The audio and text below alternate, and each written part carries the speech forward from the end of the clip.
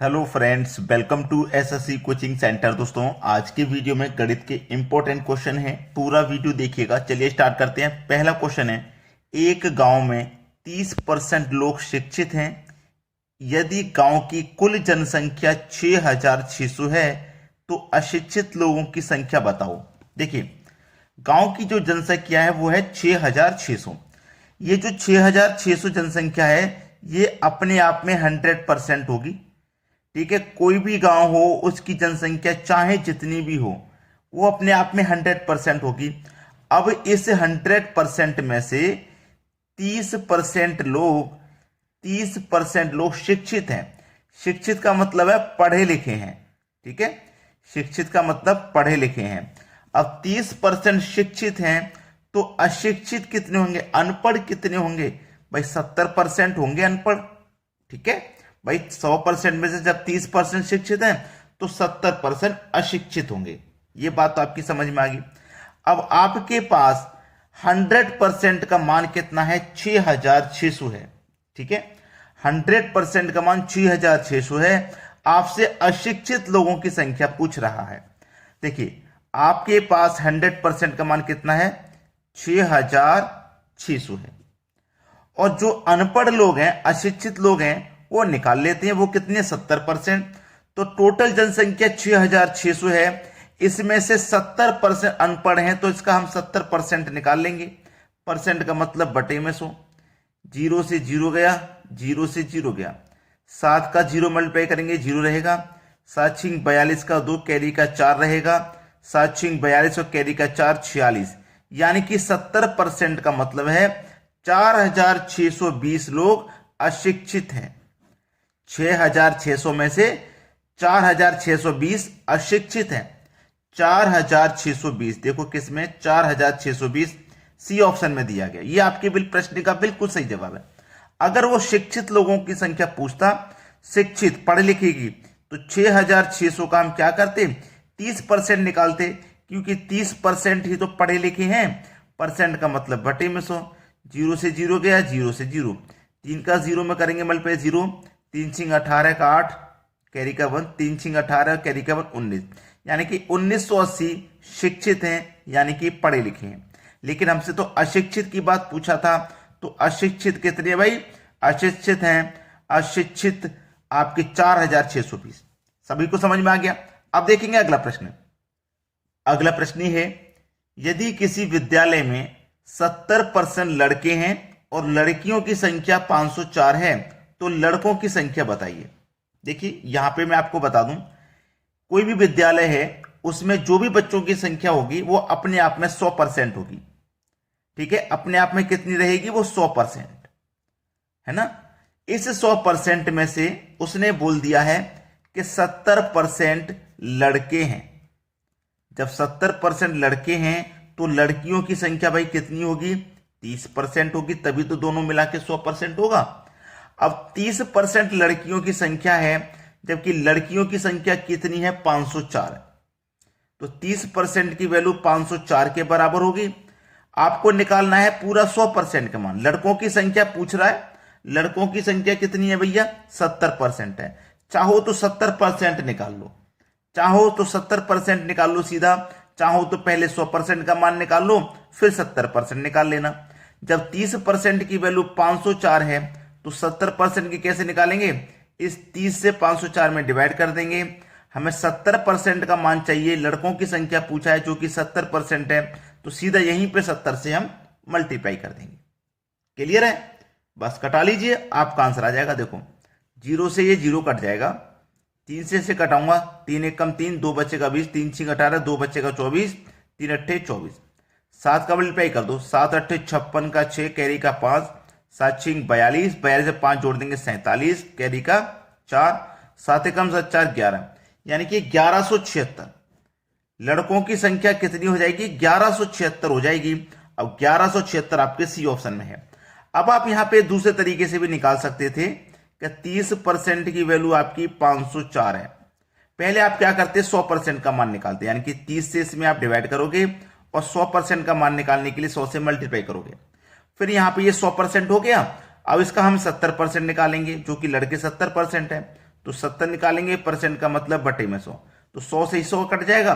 फिर से देखो वही कैलकुलेशन आ गई, 504 बट्टे 30 इंटू 70, वही निकल के आ गया ना। तो आपको यहां शॉर्टकट में ही कर देना है। अब देखेंगे अगला क्वेश्चन। अगला प्रश्न है, एक परीक्षा में कुल परीक्षार्थियों में 70% उत्तीर्ण हुए, यदि अनुत्तीर्ण की संख्या 420 है तो परीक्षार्थियों की कुल संख्या कितनी है? परीक्षा जितने बच्चों ने दी है वो अपने आप में 100% होंगे, होंगे कि नहीं? अब इस 100% में से 70% उत्तीर्ण हुए हैं। उत्तीर्ण का मतलब पास हुए हैं। जब 100 में से 70% पास हुए तो फेल कितने हुए होंगे भाई? 30% आपके फेल हुए हैं। ठीक है, अब हमें जो संख्या दे रखी है वो दे रखी है अनुत्तीर्ण की संख्या 420 है। अनुत्तीर्ण की संख्या, अनुत्तीर्ण मतलब फेल होने वालों की संख्या 420 है। अब फेल होने वाले परसेंट में कितनी है? 30%, और यहां संख्या में कितनी है? 420। तो 30% की वैल्यू 420 है, तो परीक्षार्थियों की कुल संख्या यानी कि टोटल संख्या पूछ रहा है, 100% का मान पूछ रहा है। तो क्या करेंगे, इस 420 में इस 30 से आप डिवाइड कर दोगे, 100% का मान निकालने के लिए 100 से आप मल्टीप्लाई कर दोगे। चलिए 0 से 0 कट जाएगा, 3 से कटाऊंगा इसको, 3 एक कम 3, 1 बचेगा 12, 3 चौक के 12, और 14 का मल्टीप्लाई 100 में कर दो तो ये हो जाएगा 1400। यानी कि टोटल संख्या, टोटल परीक्षार्थी 1400 थे जिन्होंने एग्जाम दिया था, यानी कि परीक्षा दी थी ना, वो 1400 थे, जिसमें से 70% पास हो गए थे और 30% फेल हो गए थे। अब यहां पे आपसे ये भी पूछ ले कि कितने पास हुए हैं, तो 1400 का 70% निकाल लीजिए। 1400 का क्या करोगे, 70% पास हुए ना तो 70 लिखेंगे, परसेंट का मतलब बटे में 100। 0 से 0 गया, 0 से 0, ठीक है। 7 का 0 से मल्टीप्लाई करेंगे 0, 7 चौक 28 का 8, कैरी का 2, 7 एकम 7 और 2 9, यानी कि 980 आपके पास हुए हैं। 980, कुछ भी पूछे आप निकाल के बता सकते हो, क्योंकि तरीका हम आपको बता रहे हैं। सभी को क्लियर हो गया? अब देखेंगे अगला प्रश्न। अगला प्रश्न है, चीनी की कीमत में 25% वृद्धि हो गई, यदि चीनी पर उतना खर्च ना चाहें तो उसकी खपत में कितनी कमी करनी होगी? जैसे मान लो पहले चीनी 100 रुपए की 2 किलो आती थी, ठीक है, अब 120 रुपए की आ रही है 2 किलो, तो 20 रुपया हमें ज्यादा देना पड़ रहा है ना। लेकिन हम चाह रहे हैं कि हम 100 रुपए में ही हमारा काम चल जाए, हम उस पर पैसा ज्यादा खर्च करना नहीं चाह रहे। 100 रुपए में पहले 2 किलो आ रही थी, अब 120 में 2 किलो आ रही है, तो 100 ही रुपए हम खर्च करना चाहते हैं। तो क्या होगा, चीनी थोड़ी कम आएगी, आएगी कि नहीं? वही उसने बोला है कि उसकी खपत में कितनी कमी करनी होगी, हमें इसकी खपत में कमी करनी पड़ेगी, पैसा हम उतना ही खर्च करना चाह रहे हैं। तो इसका जो फॉर्मूला मैं लिखवा रहा हूं उसे लिख लो, प्रतिशत कमी बराबर R divided by 100 plus R into 100। यानी कि जब कमी रहेगी ना तो यहां प्लस रहेगा, कमी में प्लस और प्रॉफिट में माइनस, ठीक है। चलो, प्रतिशत कमी बराबर आर की वैल्यू कितनी है? आर की वैल्यू कितनी है भाई? 25%, रेट की वैल्यू 25%। 100 में जोड़ दो आर, यानी कि 100 में आर जोड़ दूंगा तो 125 इंटू 100। अब इसे कटा लीजिए, 25 से 125 5 बार में कटेगा और 5 से 100 20 बार में कटेगा, मतलब 20%। आंसर कितना आ गया? 20% की कमी हो जाएगी। बी ऑप्शन हो जाएगा प्रश्न का बिल्कुल सही जवाब। अब देखेंगे अगला क्वेश्चन। अगला सवाल है, यदि ए की आय बी की आय से 25% कम है तो बी की आय ए की आय से कितने प्रतिशत अधिक है? दो व्यक्ति हैं ए और बी। बोला है ए की आय बी की आय से 25% कम है, बी की आय से 25% कम है। तो बी की आय अगर 100 होगी तो ए की आय 25% कम है, मतलब 75 हो जाएगी, ठीक है। तो बोला है बी की आय ए की आय से कितने प्रतिशत अधिक है? भाई बी की आय कितना अधिक है? 25 अधिक है ए से। ए से 25 अधिक ही तो है, किससे? ए से, यानी कि 75 से। अब प्रतिशत में पूछ रहा है तो हमें 100 से मल्टीप्लाई कर देना है। तो 25 से 75 3 बार में गया, 3 से 100 कटा दूंगा, 33.1/3%, यानी कि सी ऑप्शन बिल्कुल सही जवाब है आपका। क्लियर हो गया? अब देखते हैं अगला प्रश्न। अगला प्रश्न है, 136 डिवाइडेड बाई 17 प्लस 17 गुने 13 minus 103 minus 85 into 62 plus 145 divided by 23। अब देखो 17 से 136 में मैं डिवाइड दूंगा तो पूरा 8 बार में ये कट जाएगा, तो ये ब्रैकेट सॉल्व हो गया। प्लस का साइन ले लीजिए। 13 का और 17 का जब मैं मल्टीप्लाई करूंगा तो ये 221 हो जाएगा, तो ये ब्रैकेट भी सॉल्व हो गया। माइनस का साइन ले लो। 103 में से मैं माइनस कर दूंगा 85 को तो 18 बचेगा, 18 ले लो, ये ब्रैकेट भी सॉल्व हो गया। मल्टीप्लाई का साइन है। 62 प्लस 145 जब जोड़ेंगे तो ये 207 हो जाएगा, ये ब्रैकेट भी सॉल्व हो गया। अब डिवाइड में कितना, 23, डिवाइड में 23 है तो डिवाइड में आप 23 ले लीजिए, ठीक है।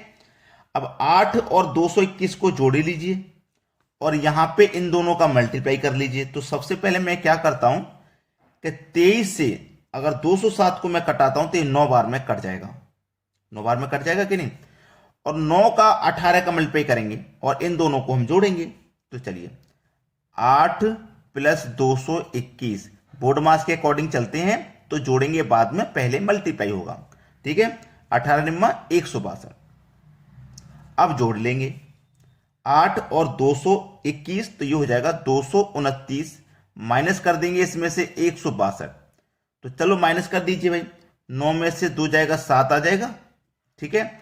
और 22 में से 16 जाएगा तो 6 आ जाएगा, यानी कि 67। डी ऑप्शन प्रश्न का बिल्कुल सही जवाब है। तो अगर आपने अभी तक लाइक नहीं किया है वीडियो को तो लाइक कर दीजिए और शेयर नहीं किया तो शेयर कर दीजिए, इतना काम जरूर कर दीजिए, ठीक है दोस्तों। धन्यवाद।